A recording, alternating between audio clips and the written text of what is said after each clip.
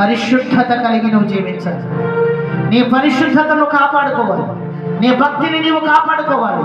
నీ యథార్థతను కాపాడుకోవాలి. నీ నీతిని నువ్వు కాపాడుకోవాలి. అవిశ్వాసిగా నువ్వు బ్రతకకూడదు. అవిధేయుడుగా నువ్వు బ్రతకకూడదు. ఎలా జీవించాలి అంటే ఇహలోక మాలిన్యము అంటకుండా పరిశుద్ధత కలిగి నువ్వు జీవిస్తావా?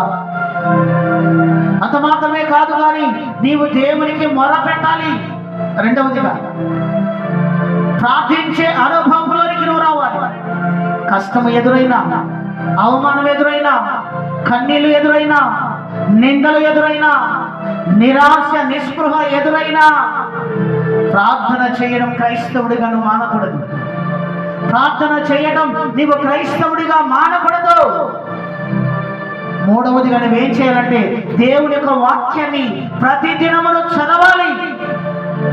అప్పుడు నువ్వు చేయనంతయు కూడా ఆయన సఫలము చేయబోతున్నాడు. ఉదయకాలపు వేళ నీవు అనుకున్న ప్రతిదీ నీ జీవితంలో ఆయన నెరవేర్చబోతున్నాడు. ఆయన అంత మాత్రమే కాదు కానీ ఆయన సన్నిధిలో నువ్వేం చేయాలంటే కనిపెట్టాలి, ఎదురు చూడాలి.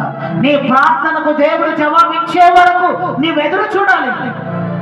బాయి తవ్వగానే నీళ్లు రావాలని నువ్వు అనుకోకూడదు.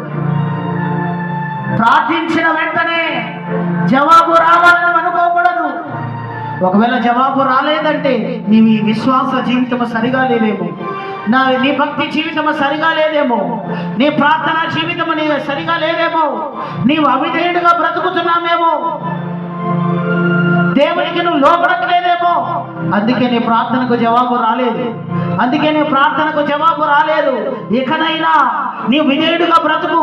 నీ అవిధేయతని విడిచిపెట్టు. నీ అవిశ్వాసాన్ని విడిచిపెట్టు. నీలో ఉన్న అపనమ్మకాన్ని విడిచిపెట్టు. విధేయత కలిగి నువ్వు ఎప్పుడైతే దేవుని సన్నిధిలో నువ్వు కనిపెడతావో,